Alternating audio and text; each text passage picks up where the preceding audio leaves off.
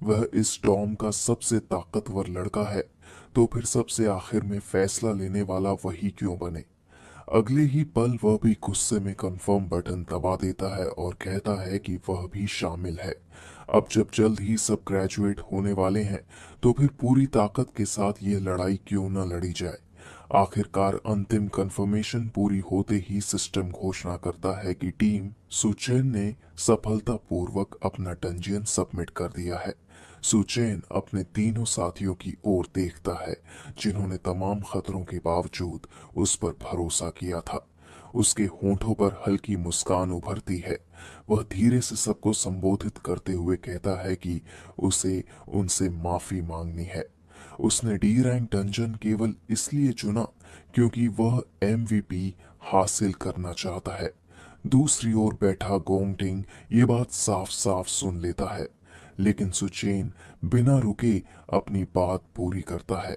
वह स्वीकार करता है कि उसने अपने इस फैसले के साथ बाकी सबको भी उसी खतरनाक रास्ते पर चलने के लिए मजबूर कर दिया है।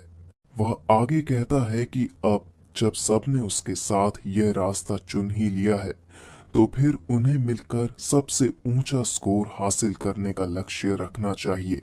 तभी पूरे सभागार के दूसरी ओर से एक तेज और चुनौतीपूर्ण आवाज गूंजती है, एमवीपी मेरा होगा। यह गोंगटिंग था, जो सीधा सुचेन की आंखों में देखते हुए यह घोषणा कर रहा था। सुचेन धीरे से उसकी ओर मुड़ता है, लेकिन उसके चेहरे पर कोई भाव दिखाई नहीं देता। उसके साथी हैरानी से इस टकराव को देखते रह जाते हैं। गोंगतिंग की सुनहरी आंखें चमक उठती हैं और उसके शरीर से शक्तिशाली और अब फूटने लगती है। वह ठंडे लेकिन दृढ़ स्वर में कहता है कि इस पूरे स्कूल में केवल एक ही सबसे शक्तिशाली छात्र हो सकता है। किनारे खड़ी लिंग यू यह दृश्य देखकर हल्का मुस्कुराती है और मन ही मन सोचती है कि उसने पहली बार गोंग टिंग के चेहरे पर ऐसा भाव देखा है। पास खड़े कुछ छात्र धीरे धीरे फुसफुसाने लगते हैं कि आखिरकार उन दोनों के बीच की असली लड़ाई खुलकर सामने आ गई है। वहीं सफेद दाढ़ी वाला एक बुजुर्ग व्यक्ति ये सब देखकर मुस्कुराता है और कहता है कि आज की युवा पीढ़ी सचमुच अद्भुत और निडर है। लेकिन लिंग यू के मन में अभी भी एक चिंता बनी हुई थी। वह धीमे स्वर में कहती है कि सूचन का डी रैंक डंजन चुनना शायद जरूरत से ज्यादा कॉन्फिडेंस है। वह समझाती है कि डी रैंक डंजन पर 3 गुना बोनस मल्टीप्लायर मिलता है, इसलिए उसका अधिकतम स्कोर 150 अंक तक पहुंच सकता है। लेकिन उसकी कठिनाई ई रैंक डंजन से कई गुना ज्यादा होती है। वह सूचन की टीम की ओर नजर डालती है और कहती है कि उनकी वर्तमान क्षमता को देखते हुए यह फैसला बिल्कुल भी सही विकल्प नहीं लगता। उसके अनुसार यदि सूचन वास्तव में सी रैंक भी हो, तब भी अकेली डी रैंक डंजन को पार करना लगभग असंभव है। वृद्ध व्यक्ति शांत मुस्कान के साथ उसकी बात सुनता है और धीरे से कहता है कि अब कॉम्बैट एग्जाम शुरू होने में केवल 1 महीने से थोड़ा अधिक समय बचा है। उसके विचार उन दूसरे छात्रों की ओर चले जाते हैं जो अत्याधुनिक सिमुलेटर्स में लगातार ट्रेनिंग ले रहे थे। वह सोचता है कि इतने कम समय में किसी के लिए भी आवश्यक क्षमता विकसित करना लगभग नामुमकिन है। उसकी नजर कॉम्बैट सिमुलेशन रूम में अभ्यास कर रहे इलीट स्टूडेंट्स पर पड़ती है और वह मन ही मन उम्मीद करता है कि परीक्षा के दिन सूचन और उसकी टीम कम से कम एक सम्मानजनक प्रदर्शन तो कर पाएगी। लेकिन सुचेन की टीम बाकी छात्रों की तरह किसी सिम्युलेटर का इस्तेमाल नहीं कर रही थी। परीक्षा में अब केवल 17 दिन बचे थे और वे सब स्कूल के मैदान में कठोर शारीरिक ट्रेनिंग कर रहे थे। मालूम के चेहरे से पसीना बह रहा था और वह शिकायत कर रहा था। बाकी सभी लोग एलिमेंटल टेक्निक्स या सिमुलेटेड मॉन्स्टर कॉम्बैट की ट्रेनिंग कर रहे थे, लेकिन चैन लगातार उन्हें एंड्योरेंस रन्स, स्ट्रेंथ ड्रिल और रिएक्शन ट्रेनिंग करवाए जा रहा था। इनमें से कुछ भी ग्रेजुएशन एग्जाम में सीधे तौर पर टेस्ट नहीं होता था।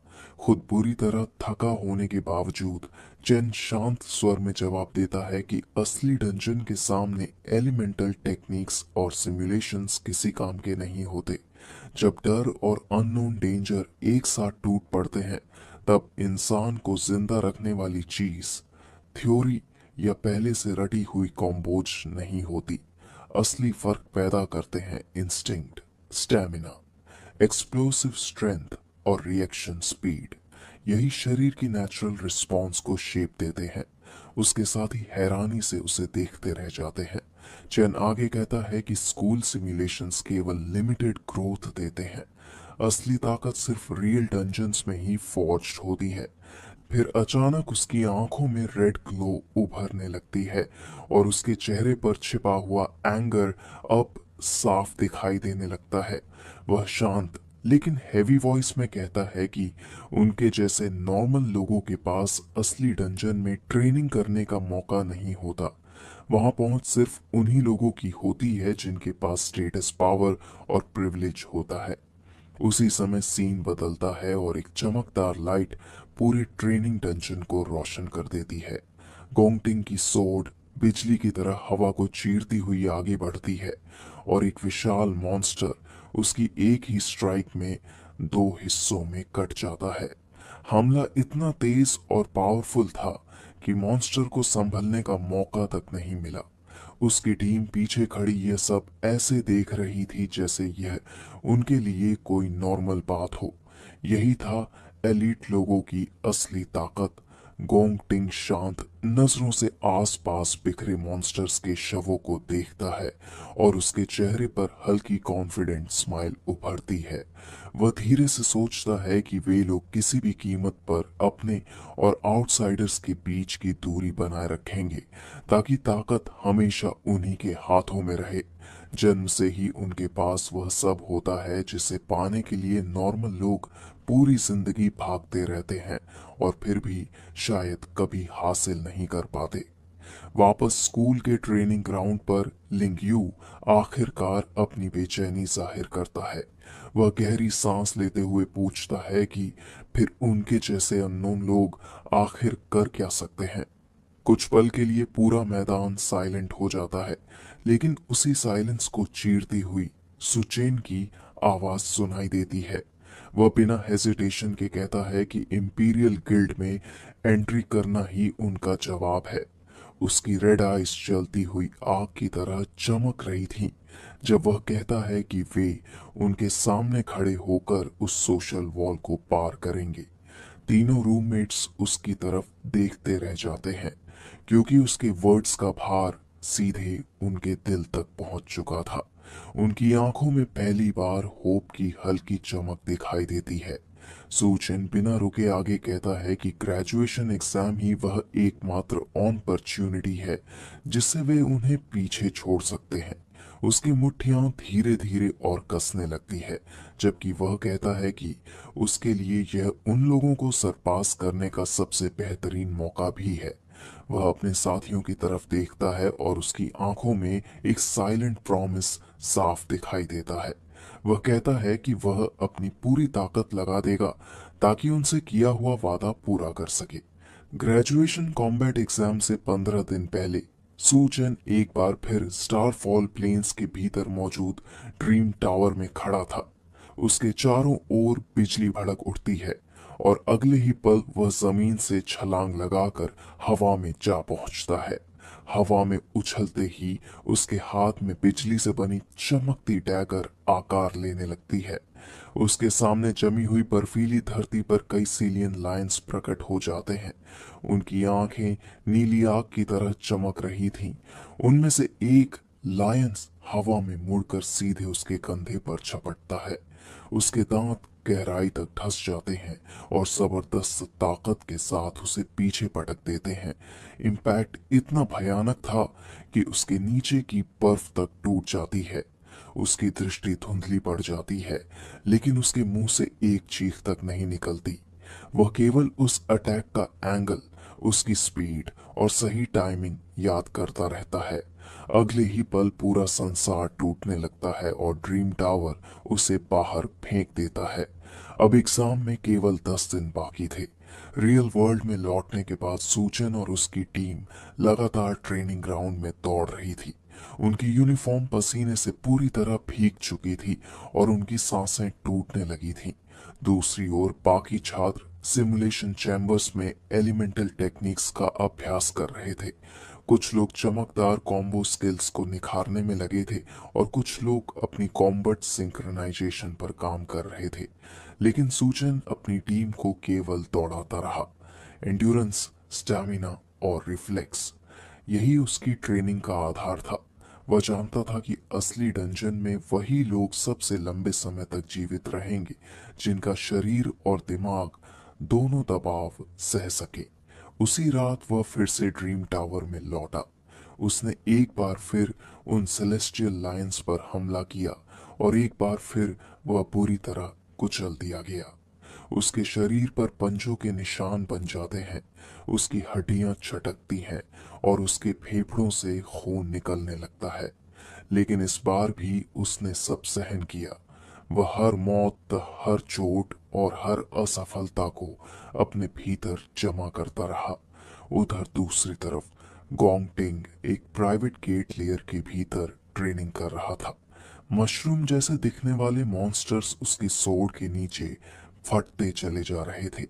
उसकी हर हरकत शांत और प्रिसाइज थी, मानो वह किसी बगीचे की खरपतवार काट रहा हो। उसकी ब्लेड हवा को चीरती हुई आगे बढ़ती और हर वार के साथ एक नया मॉन्स्टर 2 हिस्सों में टूट जाता। एग्जाम में अब केवल 5 दिन शेष थे और उसी समय सूचन की टीम अब भी लगातार ट्रेनिंग में लगी हुई थी। वे गिरते, फिर उठते और फिर से दौड़ना शुरू कर देते। किसी के घुटने छिल चुके थे, किसी की सांसें जवाब दे चुकी थीं, लेकिन सुचेन उन्हें रुकने नहीं देता। 3 दिन बचे थे। गोंगटिंग अपने गेट को पूरी तरह क्लियर करके बाहर निकलता है। उसके शरीर के चारों ओर चमकती हल्की रोशनी धीरे धीरे मिटने लगती है। उसकी आंखें पहले से अधिक तेज और कदम पहले से ज्यादा स्थिर दिखाई देते हैं। वह अब पहले से कहीं अधिक पावरफुल बन चुका था। एग्जाम से 2 दिन पहले सूचन फिर से स्टारफॉल प्लेन्स में पहुंचता है, लेकिन इस बार सब कुछ अलग था। जब सेलेस्टियल लाइंस आसमान से उसकी ओर टूट पड़े तो उसने पीछे हटने के बजाय सीधे उनका सामना किया। उसके शरीर के चारों ओर बिजली एक्सप्लोजन की तरह भड़क उठती है। वह तूफान के भीतर चलती सोच जैसा दिखाई देने लगता है। एक लायन गिरता है, फिर दूसरा और फिर एक साथ 3 लायंस उसके हाथों खत्म हो जाते हैं। उसकी लाइटनिंग डैगर्स हवा में चमकती है और हर स्ट्राइक के साथ नीली बिजली पूरे क्षेत्र में फैल जाती है। तभी सिस्टम चमकता है और उसकी नई लेवल घोषणा सामने आती है। लेवल 16। वह वहीं खड़ा भारी सांसें लेता रहता है जबकि उसकी उंगलियों के बीच अब भी बिजली चटक रही होती है। उसके शरीर पर काउंटलेस वुंड्स थे, लेकिन उसकी आंखों में अब पहले से कहीं ज्यादा कॉन्फिडेंस दिखाई दे रहा था। अब एग्जाम में केवल 1 दिन बाकी था। सूचन ड्रीम टावर में और ऊपर चढ़ चुका था और उसने आखिरकार पहला स्तर पूरी तरह पार कर लिया। उसके माथे से खून बह रहा था और अंधेरे में उसकी आंखें हल्की चमक रही थीं। वह सामने फैले अज्ञात रास्ते की ओर देखता है और धीरे से सोचता है कि अब असली लड़ाई शुरू होने वाली है। इसके बाद तारीख बदलती है। 17 जून 2157। आज ग्रेजुएशन कॉम्बैट एग्जाम का दिन था। एक तैरता हुआ ड्रोन एक्टिवेट होता है और उसकी रोबोटिक आवाज पूरे हॉल में गूंज उठती है। Beep beep. नमस्कार परीक्षार्थियों, मैं इस परीक्षा के लिए आपका एस्कॉर्ट ड्रोन हूँ। वेटिंग एरिया के भीतर एक व्यक्ति काले हुड वाले जैकेट में शांत खड़ा अपने कॉम्बैट ग्लव्स कस रहा था, मानो आने वाली लड़ाई के लिए अंतिम तैयारी कर रहा हो। सूचन बाकी छात्रों के बीच पूरे कॉन्फिडेंस के साथ खड़ा था और उसके इक्विपमेंट हल्की चमक बिखेर रहे थे। ड्रोन अपनी अंतिम अनाउंसमेंट करता है। कृपया सुनिश्चित करें कि आपके रिस्टबैंड्स और इक्विपमेंट सही तरीके से पहने गए हैं। ड्रोन की घोषणा पूरे क्षेत्र में गूंजती है और उसी क्षण छात्रों के सामने तेज नीली हरी रोशनी एक्सप्लोजन की तरह फूट पड़ती है। सभी ध्यान दें, ग्रेजुएशन एग्जाम अब ऑफिशियली शुरू होता है। दूसरी ओर यूनिवर्सिटी के बाहर लंबी लंबी लिमोजीन आकर रुकती है, जो बेहद महत्वपूर्ण दर्शकों के आगमन का संकेत दे रही थी। उन गाड़ियों के स्वागत के लिए एक आदमी आगे बढ़ता है। स्कूल का प्रिंसिपल उसे गहरे सम्मान के साथ अभिवादन करता है। बहुत समय हो गया चेयरमैन गोंग। ये प्रतिष्ठित व्यक्ति गोंगलिन था, इंपीरियल गिल्ड का को फाउंडर और गोंगटिंग का पिता। वह मुस्कुराते हुए प्रिंसिपल का अभिवादन करता है और कहता है कि उन्हें इंतजार करवाने के लिए क्षमा चाहता है। खिड़कियों से यह दृश्य देख रहे छात्र अपनी हैरानी छिपा नहीं पाते। वे फुसफुसाने लगते हैं कि वह तो इंपीरियल गिल्ड के फाउंडर्स में से एक है। वह कितना इन्फ्लुएंशियल और डेंजरस दिखाई दे रहा है। आसपास खड़े लोग एक्साइटमेंट और कंफ्यूजन से भरी आवाजों में बातें करने लगते हैं। तभी किसी की नजर पीछे खड़ी दूसरी कार पर जाती है। लोग पूछने लगते हैं कि आखिर उस कार में कौन है। ये सोचकर ही सभी हैरान थे कि इंपीरियल गिल्ड का फाउंडर और स्कूल का प्रिंसिपल दोनों खुद बाहर आकर किसी का स्वागत कर रहे हैं। अगले ही पल एक बॉडीगार्ड लिमुसीन का दरवाजा खोलता है और अंदर से गुलाबी लाल बालों वाला एक आदमी बाहर निकलता है, जिसने बेहद शानदार सूट पहन रखा था। वह आराम से अपने कफलिंग्स ठीक करता है और जैसे ही उसकी पहचान सामने आती है, पूरी भीड़ में सनसनी फैल जाती है। वह कोई और नहीं बल्कि कार्ल कैवेंडिश था, वर्ल्ड गिल्ड अलायंस का वाइस चेयरमैन। यह नाम सुनते ही शिक्षकों तक के होश उड़ जाते हैं। उनके मुंह डिसबिलीफ से खुले रह जाते हैं। गिल्ड अलायंस का वाइस चेयरमैन सच में हमारे स्कूल आया है। उनमें से एक अभी भी शौक में बड़बड़ाता है कि ऐसे लोगों को शायद जिंदगी में एक बार भी देखने का मौका नहीं मिलता। अब समझ में आया कि आज पूरा एडमिन डिस्ट्रिक्ट खाली क्यों करवाया गया था। इस एग्जाम का स्तर अब केवल स्कूल तक सीमित नहीं रहा था, बल्कि यह पूरी दुनिया के स्तर तक पहुंच चुका था। गिल्ड अलायंस इस समय दुनिया की सबसे पावरफुल ऑर्गेनाइजेशन मानी जाती थी। अगर उनकी नजर किसी छात्र पर पड़ जाए तो उसकी पूरी जिंदगी बदल सकती थी। जैसे जैसे उन खास मेहमानों को अंदर ले जाया जाता है, आसपास खड़े छात्र केवल उन अनगिनत पॉसिबिलिटीज के बारे में सपने देखते रह जाते हैं। अनाउंसमेंट पूरे क्षेत्र में गूंजती है कि सभी लोग तुरंत ऑब्जर्वेशन हॉल के अंदर पहुंच जाए। दूसरी ओर विशाल ऑब्जर्वेशन रूम के भीतर वाइस प्रिंसिपल सभी खास मेहमानों के सामने ब्रीफिंग शुरू करते हैं। उनके पीछे लगी बड़ी स्क्रीन पर अलग अलग टीम्स और डंजन्स की जानकारी चमक रही थी।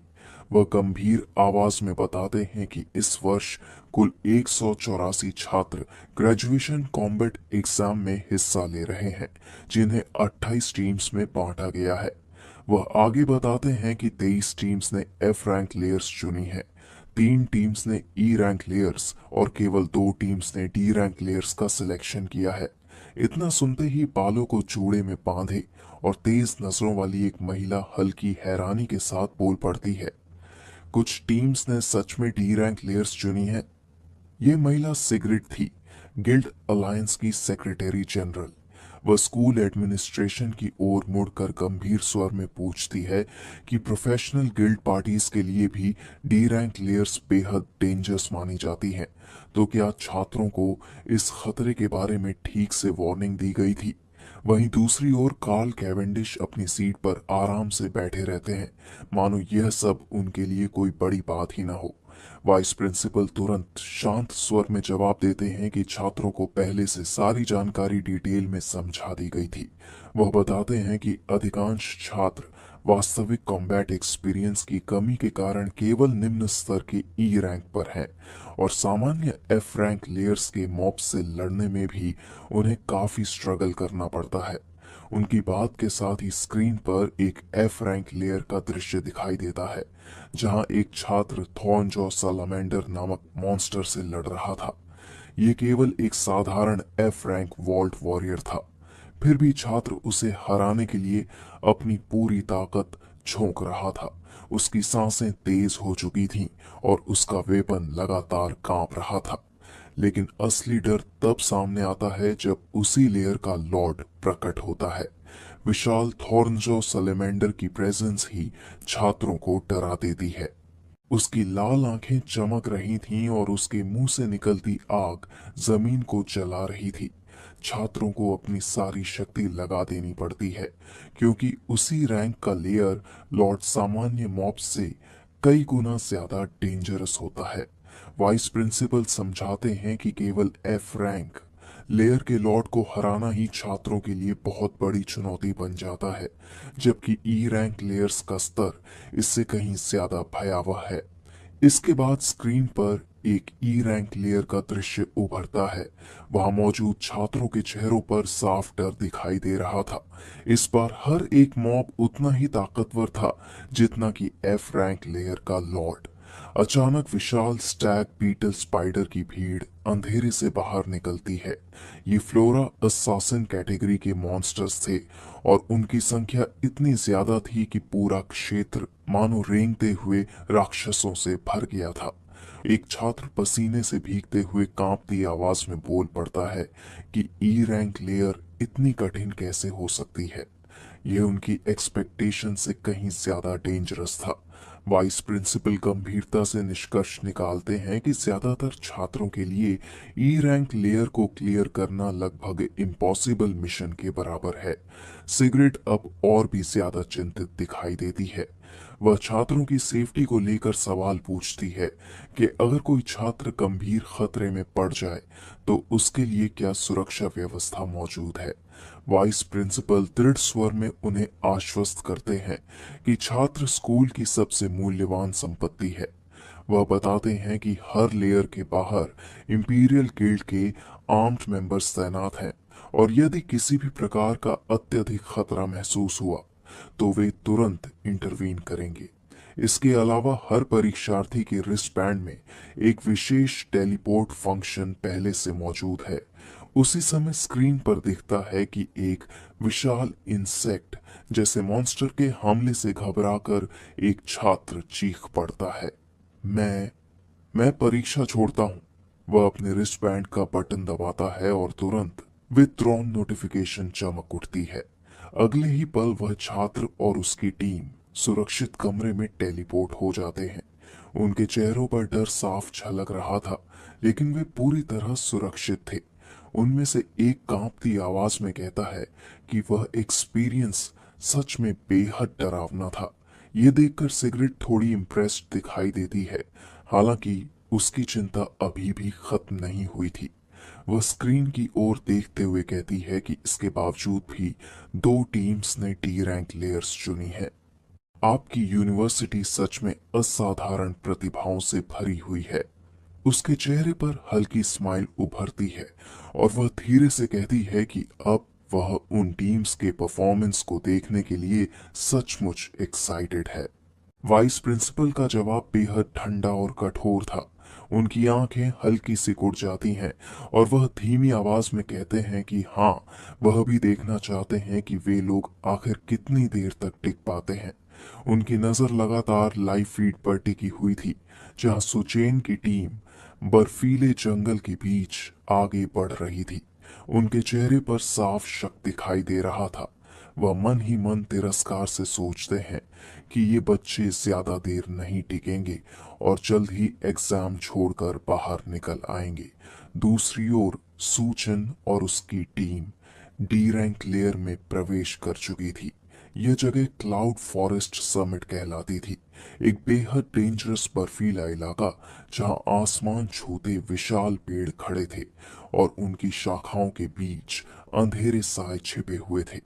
अचानक टीम का एक सदस्य कांपती आवाज में बोल पड़ता है कि वह आखिर चीज क्या है। सभी की नजरें एक ऊंची चट्टान की ओर उठती हैं, जहां एक गोस्ट बैट मंकी बैठा हुआ था। वह D rank cloud assassin monster था। उसका शरीर विकृत और डरावना था। लंबे नुकीले पंजे और चमकती हुई भयावह आंखें उसे और भी डेंजरस बना रही थी। एक छात्र डरते हुए बोलता है कि यह चीज तो सच में बेहद खौफनाक लग रही है, लेकिन जहां बाकी सब डर से जमे हुए थे, वहीं सूचन पूरी तरह शांत खड़ा था। उसकी आंखें तेजी से मॉन्स्टर का एनालिसिस कर रही थीं। वह बिना घबराए बताता है कि गोस्ट बैट मंकी एक क्लाउड टाइप मॉन्स्टर है जो समूह में हमला करता है और इसकी हवाई गति बेहद तेज होती है। इनके डाइव अटैक्स से हर समय सावधान रहना पड़ता है। ऊपर पेड़ों की शाखाओं में छिपे मॉन्स्टर्स अब अपने शिकार को देख चुके थे। उनकी काली परछाइयां छात्रों के ऊपर मंडरा रही थीं। अगले ही पल बिना किसी वार्निंग के पूरा झुंड चीखते हुए पेड़ों से नीचे टूट पड़ता है। सुचेन की आंखें तुरंत तेज हो जाती हैं। पूरे समूह में वही पहला इंसान था जिसने खतरे को सबसे पहले महसूस किया। वह जोर से चिल्लाया और कहा, सावधान रहो, हमला आ रहा है। लेकिन हमला इतना तेज था कि एक छात्र घबराकर बर्फ में लुढ़कते हुए किसी तरह किनारे हटता है। दूसरा छात्र पूरी ताकत से पीछे कूदता है ताकि उन भयानक पंजों से बच सके। तीसरा छात्र हवा में छलांग लगाकर किसी तरह डाइव अटैक से बच निकलता है। अगर सुचेन की वार्निंग और पिछले दिनों की कठोर ट्रेनिंग न होती तो शायद वे उसी पल खत्म हो जाते। कुछ ही सेकंड बाद उसके टीममेट्स बर्फ पर गिरे हुए भारी सांसें ले रहे थे। उनके चेहरों पर डर और राहत दोनों साफ दिखाई दे रहे थे। एक लड़का कांपती आवाज में बोल पड़ता है कि हे भगवान, वे सच में अभी डी रैंक मॉन्स्टर्स के हमले से बच गए। दूसरा अभी भी शॉक में था और बार बार कह रहा था कि वह अभी तक जिंदा है, लेकिन उन्हें संभलने का मौका भी नहीं मिलता, क्योंकि तभी एक और गोस्ट बैट मंकी बर्फ उड़ाते हुए उनकी तरफ झपटता है। मगर इस बार हालात अलग थे। टीम का एक सदस्य अवाक खड़ा रह जाता है। उसकी आंखें फैल जाती हैं, क्योंकि वह जो देख रहा था उस पर यकीन करना मुश्किल था। उसी पल बिजली की चमक पूरे क्षेत्र में कौंध उठती है। सुचेन के शरीर के चारों ओर सुनहरी बिजली लहराने लगती है और अगले ही पल वह 3 गोस्ट बैट मंकीज की लाशों के बीच खड़ा दिखाई देता है। बर्फ पर खून फैल चुका था और सब कुछ केवल एक पल में खत्म हो गया था। उसका साथी अविश्वास से कांपती आवाज में बोलता है कि सुचेन ने एक ही पल में 3 डी रैंक मॉन्स्टर्स को खत्म कर दिया। पूरी टीम स्तब्ध रह जाती है। किसी को समझ नहीं आता कि अभी हुआ क्या था। सुचेन की आंखों में बिजली चमक रही थी और उसके चेहरे पर वही शांत लेकिन डेंजरस भाव मौजूद थे। वह धीरे से अपने रूममेट्स की तरफ मुड़ता है और ठंडी और गंभीर आवाज में कहता है कि उनकी मौजूदा ताकत इन मॉन्स्टर्स का सामना करने के लिए अभी काफी नहीं है। वह साफ शब्दों में उन्हें वार्निंग देता है कि फिलहाल उनका काम केवल खुद को सुरक्षित रखना है। इसके बाद वही अंतिम आदेश देता है कि बाकी सब कुछ उस पर छोड़ दें। अगले ही पल उसका शरीर बिजली की चमक की तरह आगे फट पड़ता है और वह सीधे मॉन्स्टर्स के झुंड के बीच जा पहुंचता है। लेकिन खतरा केवल सामने नहीं था।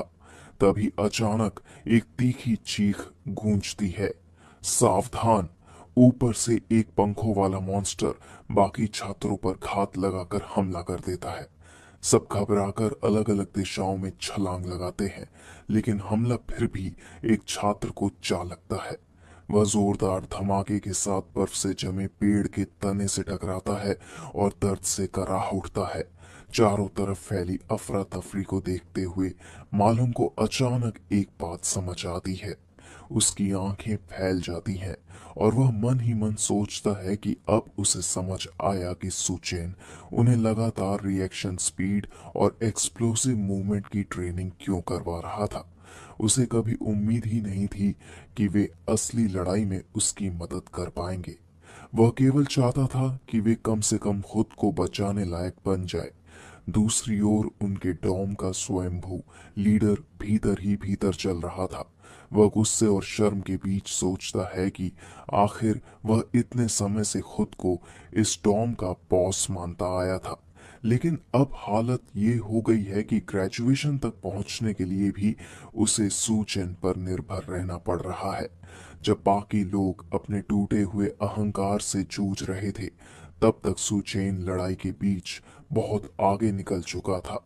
वह भयानक घोस्ट बैट मॉन्स्टर्स को बेरहमी से खत्म कर रहा था। चारों तरफ से पंजों और दांतों से भरे मॉन्स्टर्स उस पर टूट पड़ते हैं, लेकिन सूचन उनसे कहीं ज्यादा तेज था। उसका शरीर किसी प्रेत की तरह हवा में घूम रहा था। उसके चारों ओर चमकती सुनहरी ऊर्जा हर उस मॉन्स्टर को चीर देती जो उसके करीब आने की कोशिश करता। वह मानो विनाश का तूफान बन चुका था। उसकी हर हरकत सटीक और घातक थी, और उसके पीछे केवल मरे हुए मॉन्स्टर्स की लाशें छूटती जा रही थीं। यह एक तरफा कत्लेआम देखकर डॉम लीडर पूरी तरह स्तब्ध रह जाता है। वह मन ही मन स्वीकार करता है कि जब मलोंग ने पहले कहा था कि सू चेन बेहद ताकतवर हो चुका है, तब उसे यकीन नहीं हुआ था। लेकिन अब अपनी आंखों से देखने के बाद उसे समझ आ रहा था कि सू चेन किसी साधारण ग्रेजुएट स्टूडेंट जैसा बिल्कुल नहीं था। उसकी ताकत का स्तर ही अलग था। दूसरी ओर सूचेन की आंखें ठंडी एकाग्रता से चमक रही थीं। उसका पूरा अस्तित्व केवल लड़ाई पर केंद्रित था। अंधेरे जंगल में सुनहरी बिजली की चमक जब लगातार मॉन्स्टर्स को चीरती हुई आगे बढ़ रही थी, तब उसके साथियों के मन में एक ही सच्चाई गहराई से बैठती जा रही थी। सुचेन किसी नए छात्र की तरह नहीं, बल्कि एक अनुभवी युद्ध योद्धा की तरह लड़ रहा था। उनके और उसके बीच की ताकत का अंतर अब साफ दिखाई दे रहा था। डॉर्म लीडर निराश होकर सोचता है कि आखिर यह लड़का अचानक इतना भरोसेमंद और मजबूत कब बन गया। उसे महसूस होता है कि वह सच में बहुत पीछे छूट चुका है। लेकिन तभी मलोंग की सोच टूट जाती है, क्योंकि मॉन्स्टर्स के झुंड में से एक गोस्ट बैट मंकी अलग होकर सीधे उनकी तरफ झपट पड़ता है। मलोंग तुरंत खतरे को पहचान कर जोर से चिल्लाता है, सावधान, पीछे से एक और आ रहा है। चमगादड़ जैसा वह मॉन्स्टर पूरी रफ्तार से उन पर हमला करता है, लेकिन आखिरी क्षण में श्यांग जुओ तेजी से कई रोल मारते हुए बर्फ पर फिसल जाता है और किसी तरह उस जानलेवा हमले से बच निकलता है। मौत से बाल बाल बचने के बाद श्यांग जू तुरंत पलटवार करता है। उसकी हथेलियों में जलती हुई अग्नि ऊर्जा इकट्ठा होने लगती है, और अगले ही पल वह मॉन्स्टर की टांग पकड़कर उसे पूरी ताकत से पीछे खींच लेता है। उसकी दोनों मुट्ठियां आग से लिपटी हुई थीं। वह पूरी ताकत लगाकर घोस्ट बैट मंकी की टांगों को जमीन पर दबाता है और जोर से अपने साथियों को पुकारता है और कहता है, हम हमेशा की तरह केवल मार खाने वाले पंचिंग बैग बनकर नहीं रह सकते, और हमेशा सी चेन पर निर्भर भी नहीं रह सकते। उसकी आवाज में भरा गुस्सा और जिद बाकी दोनों के भीतर भी आग जला देता है। वह उन्हें याद दिलाता है कि यह लड़ाई केवल सुचेन की नहीं है, और यह केवल उसका ग्रेजुएशन एग्जाम भी नहीं है। श्यांगचू गुस्से से दहाड़ते हुए अपनी जलती आंखों के साथ चिल्लाता है कि यह उनका भी ग्रेजुएशन एग्जाम है। उसी समय उसके फैले हुए हाथ से हरी रोशनी निकलने लगती है। वह अपनी शक्ति एक्टिवेट करता है और जोर से मंत्र बोलता है, फ्लोरा चांट वाइन लॉक। अगले ही पल जमीन से मोटी मोटी बेलें निकलती हैं और तेजी से गोस्ट बैट मंकी के शरीर के चारों ओर लिपट जाती है। वे बेलें उसे पूरी ताकत से जकड़ लेती हैं, लेकिन उनका सामना किसी साधारण दुश्मन से नहीं था। वह डी रैंक मॉन्स्टर एक भयानक चीख निकालता है और केवल अपनी ताकत झटकने भर से उन मोटी बेलों को सूखी टहनियों की तरह तोड़ देता है। जोरदार झटके से श्यांग झो पीछे जा गिरता है। ये देखकर हैरान रह जाता है और मन में सोचता है कि क्या उसने इतनी आसानी से खुद को छुड़ा लिया। लेकिन जैसे ही मॉन्स्टर आजाद होता है, उसी पल उस पर बर्फीली हवा का तेज झोंका आकर टकराता है। इस बार श्यांग यू भी लड़ाई में कूद चुका था। उसकी हथेली से ठंडी नीली रोशनी निकल रही थी और वह जोर से चिल्लाता है और कहता है कि मैंने इसकी स्पीड कम कर दी है, अब सब मिलकर हमला करो। मालूम का आत्मविश्वास फिर लौट आता है। वह अपनी मुट्ठी में हरी ऊर्जा इकट्ठा करते हुए चिल्लाता है, अब भाग कर दिखा।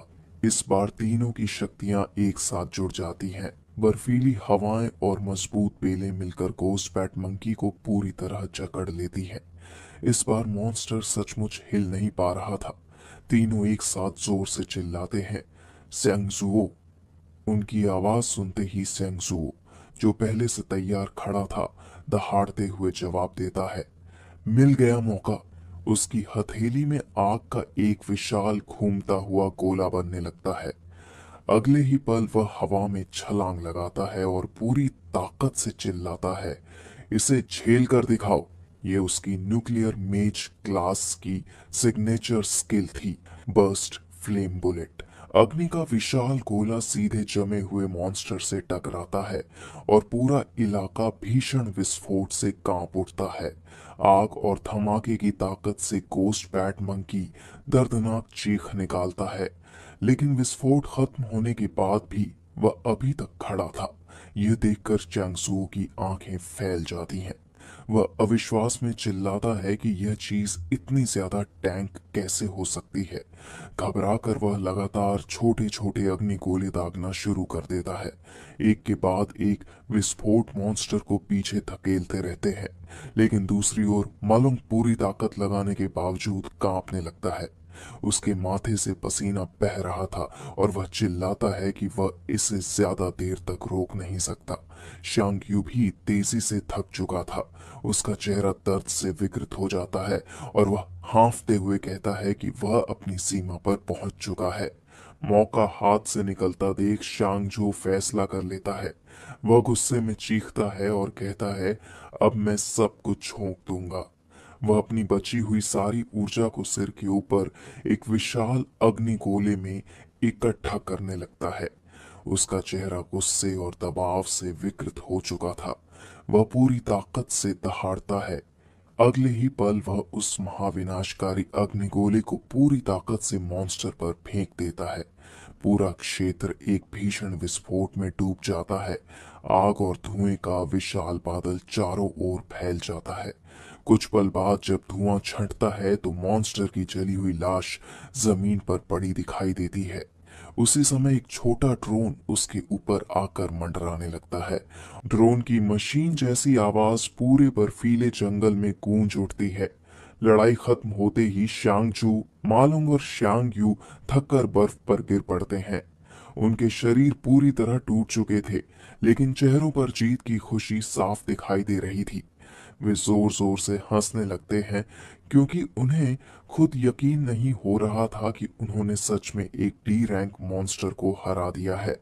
मालूम भारी सांस लेते हुए हंसकर बोलता है कि उन्होंने कर दिखाया। उन्होंने सच में एक डी रैंक मॉन्स्टर को मार गिराया। उनके भीतर पहली बार ऐसा आत्मविश्वास जागा था जैसा उन्होंने पहले कभी महसूस नहीं किया था। उस विशाल विस्फोट की आवाज सुनकर कुछ दूरी पर खड़ा सुचेन उनकी तरफ देख रहा था। वह पूरी लड़ाई को चुपचाप देखता रहा था। जमीन पर पड़े हुए शांगजू की नजर अचानक उस पर पड़ती है। उसी समय नीचे पड़ा घोस्ट बैट मंकी का शरीर धीरे धीरे खुलने लगता है और उसके स्थान पर एक आइटम प्रकट होता है। वह था ghost bat monkey finger bone. जीत के उत्साह में डूबा श्यांग छो अपने शरीर को सहारा देकर उठता है और घमंडी मुस्कान के साथ कहता है कि ये तो बेहद आसान था। दूसरी ओर सुचेन दर्जनों मॉन्स्टर्स की लाशों के बीच खड़ा था, जिन्हें उसने अकेले खत्म किया था। उसके चारों ओर खून और टूटे हुए शरीर फैले पड़े थे। वह हल्की मुस्कान के साथ शांत स्वर में कहता है कि हाँ, अच्छा काम किया तुम लोगों ने। दूसरी ओर एक अंधेरे ऑब्जर्वेशन रूम के भीतर एक एग्जामिनर अपने मॉनिटर को घूर रहा था। उसके चेहरे का रंग उड़ चुका था और उसकी आंखों में साफ शौक दिखाई दे रहा था। वह हकलाते हुए खुद से कहता है कि यह कैसे संभव हो सकता है।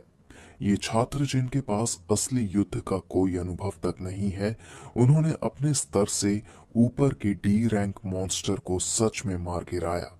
उसकी नजरें लगातार लाइव फीड पर जमी हुई थीं और वह समझ नहीं पा रहा था कि आखिर यह सब हो कैसे रहा है। उस घबराए हुए एग्जामिनर के पीछे कुछ और प्रभावशाली लोग खामोशी से वही स्क्रीन देख रहे थे। उनके चेहरे पूरी तरह शांत थे और कोई भी अपनी असली सोच जाहिर नहीं कर रहा था। उन्हीं में से एक गुलाबी बालों वाला युवा कार्ल कैवेंडिश आखिरकार चुप्पी तोड़ता है। उसके चेहरे पर हल्की दिलचस्पी उभरती है और वह धीमे स्वर में कहता है कि यह लड़का उम्मीद से कहीं ज्यादा शानदार प्रदर्शन कर रहा है। उसकी नजरें सीधे उस स्क्रीन पर टिकी थीं जहां सुचैन का चेहरा दिखाई दे रहा था। फिर उसके होंठों पर एक हल्की जानकार मुस्कान उभरती है और वह धीरे से कहता है कि यह लड़का उसे किसी पुराने परिचित की याद दिला रहा है। उसकी यह बात कमरे में मौजूद बाकी लोगों के मन में भी भारी असर छोड़ जाती है। कार्ल कैवेंडिश दीवार के सहारे खड़ा हल्की मुस्कान के साथ सोचता है कि अब उसे याद आ गया है कि उसने यह नाम पहले कहाँ सुना था। वह नाम था सुचेन। दूसरी ओर गोंगलिन लगातार स्क्रीन को बेहद गंभीर नजरों से घूर रहा था। उसके चेहरे से साफ पता चल रहा था कि वह हालात से बिल्कुल खुश नहीं है। दूसरी ओर गोंग शुआन भी बगल में खड़ा सब कुछ ध्यान से देख रहा था। उसके चेहरे पर चिंता साफ दिखाई दे रही थी, क्योंकि उसे समझ आ चुका था कि अगर कार्ल कैवेंडिश की दिलचस्पी इसी तरह केवल सुचेन पर बनी रही तो गोंग फैमिली की सारी योजनाएं बर्बाद हो जाएंगी। माहौल को बदलने के लिए वह अचानक ऊंची आवाज में बोल पड़ता है, सब लोग इधर देखिए। वह उत्साह से मेन स्क्रीन की ओर इशारा करता है और सबका ध्यान दूसरी तरफ खींचने की कोशिश करता है। बड़ी स्क्रीन पर अब गोंगटिंग की टीम दिखाई दे रही थी, जो रिकॉर्ड तोड़ स्पीड से अपने डी रैंक डंजन में आगे बढ़ रही थी। स्क्रीन पर साफ दिखाई दे रहा था कि गोंगटिंग की टीम अपने डी रैंक डंजन का आधा हिस्सा पहले ही पार कर चुकी थी। उनके पीछे केवल गिरे हुए मॉन्स्टर्स की लाशें छूट रही थीं। एक महिला एग्जामिनर अपनी ऐनक ठीक करते हुए प्रभावित स्वर में कहती है कि उनकी टीम वर्क इतनी परफेक्ट है कि वे किसी स्टूडेंट टीम की बजाय प्रोफेशनल गिल्ड रेड टीम जैसे लग रहे हैं। दूसरी ओर कार्ल कैवेंडिश भी ये सब दिलचस्पी से देख रहा था। उसके चेहरे पर हल्की मुस्कान उभरती है और वह कहता है कि इस साल की ग्रेजुएटिंग क्लास पिछली कई बैचेस से कहीं ज्यादा प्रभावशाली साबित हो रही है। गोंगशुआन के चेहरे पर संतुष्टि भरी मुस्कान फैल जाती है, क्योंकि वह सफलतापूर्वक सबका ध्यान सुचेन से हटाकर गोंगटिंग की टीम पर ले आया था। लेकिन वह मन ही मन जानता था कि असली प्रदर्शन अभी शुरू भी नहीं हुआ है। दूसरी ओर डंजन के भीतर गोंगटिंग की टीम ग्लूम वेनरा नामक क्षेत्र में पहुंच चुकी थी। वहां उनका सामना जहरीले नॉक्शियस टोडस्टूल्स के बड़े झुंड से होता है।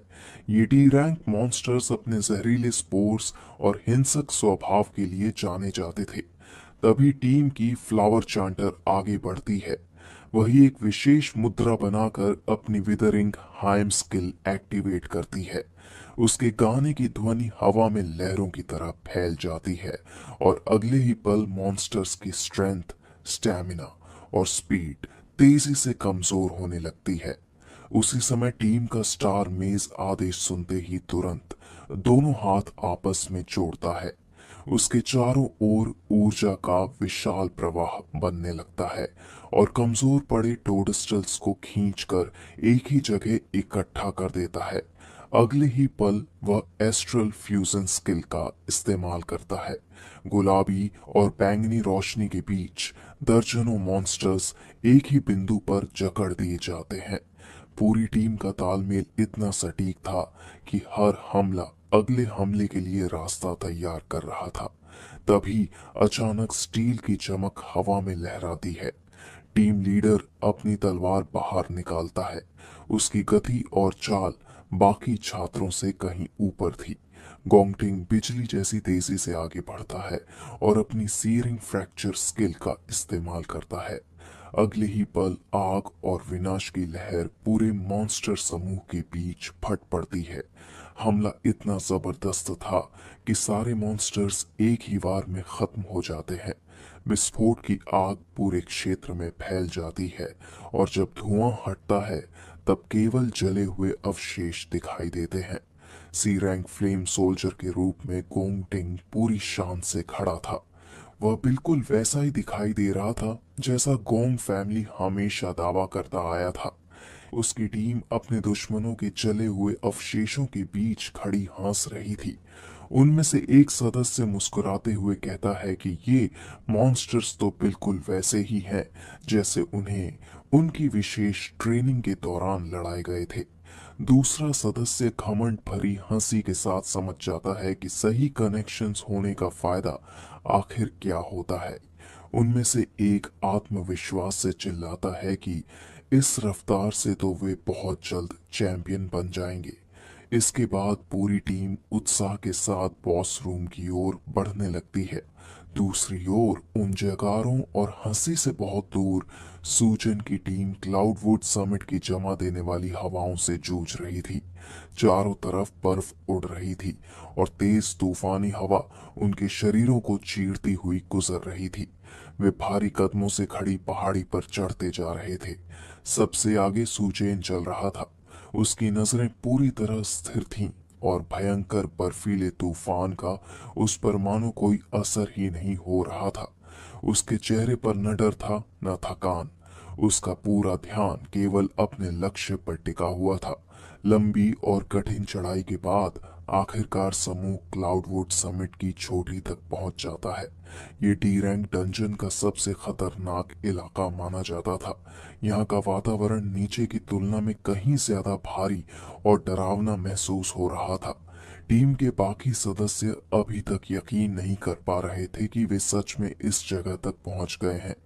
वे बर्फ से ढके विशाल क्षेत्र को देखते हुए थकी हुई सांसें लेते हैं, लेकिन उनकी राहत ज्यादा देर नहीं टिकती, क्योंकि तभी उनकी नजर पास खड़े एक भयानक मॉन्स्टर पर पड़ती है।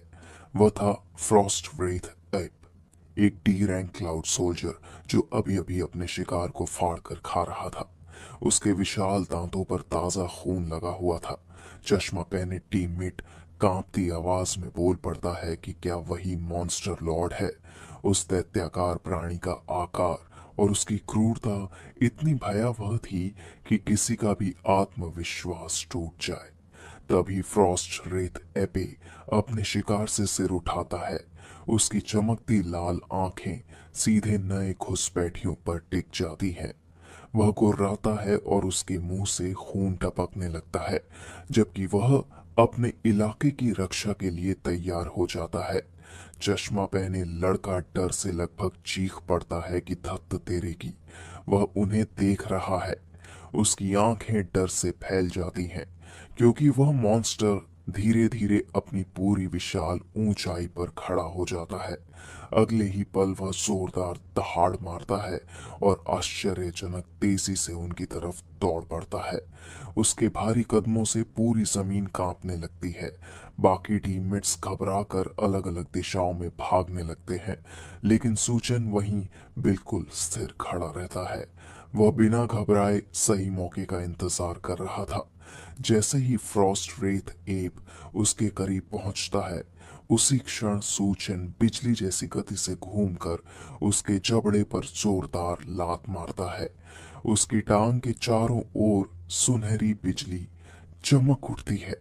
टक्कर इतनी भयानक थी कि खून और टूटे हुए दांत हवा में बिखर जाते हैं। उस एक वार की ताकत से विशाल एप हवा में उछल कर दूर जा गिरता है। उसका भारी शरीर बर्फ पर धमाके के साथ टकराता है और पूरी चोटी पर उस टक्कर की गूंज फैल जाती है। लेकिन सुचेन उसे संभलने का मौका तक नहीं देता। वह तुरंत हवा में छलांग लगाता है और उसके पूरे शरीर के चारों ओर बिजली चमकने लगती है। अगले ही पल वह पूरी ताकत से अपना पैर नीचे लाता है और सीधे मॉन्स्टर के चेहरे पर दे मारता है। इस वार की शॉकवेव इतनी शक्तिशाली थी कि नीचे की जमीन तक टूट जाती है। इसके तुरंत बाद सूचन बिजली जैसी तेजी से अंतिम हमला करता है और मॉन्स्टर का शरीर एक ही पल में चीर कर रख देता है। सब कुछ इतनी तेजी से हुआ कि फ्रॉस्ट व्रेथ एप जमीन पर दोबारा गिरने से पहले ही मर चुका था। चश्मा पहने उसका साथी वहीं जड़ होकर खड़ा रह जाता है। उसकी आंखों में अविश्वास साफ दिखाई दे रहा था। वह समझ ही नहीं पा रहा था कि सूचन ने एक लॉर्ड लेवल मॉन्स्टर को इतनी आसानी से कैसे मार डाला।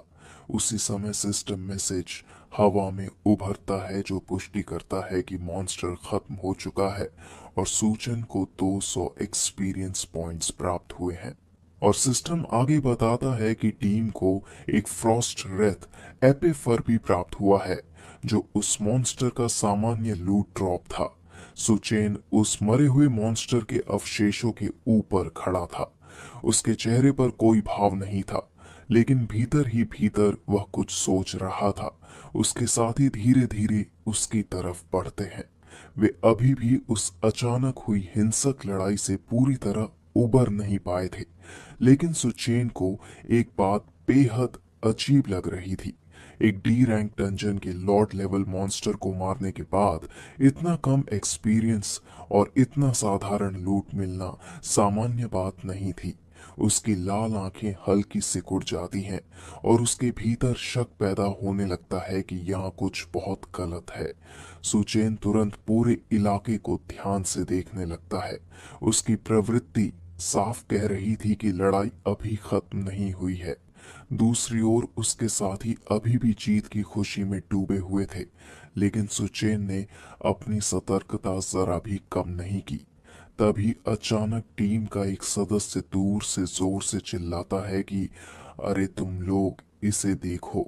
बाकी सब उसकी ओर मुड़ते हैं। उसने एक विशाल खोखले पेड़ के तने के भीतर कुछ छिपा हुआ खोज लिया था। जब वे करीब जाकर देखते हैं तो भीतर चमकते हुए मिड टियर मियाना क्रिस्टल्स का विशाल ढेर दिखाई देता है। उनकी संख्या इतनी ज्यादा थी कि किसी का भी दिमाग घूम जाए। पूरा समूह खुशी से पागल होने लगता है। वे तुरंत सोचने लगते हैं कि इन क्रिस्टल्स को बेचकर उन्हें कितने पैसे मिलेंगे।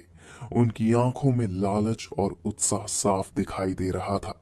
वे हंसने लगते हैं और खुशी से चिल्लाते हैं मानो उन्हें दुनिया का सबसे बड़ा खजाना मिल गया हो।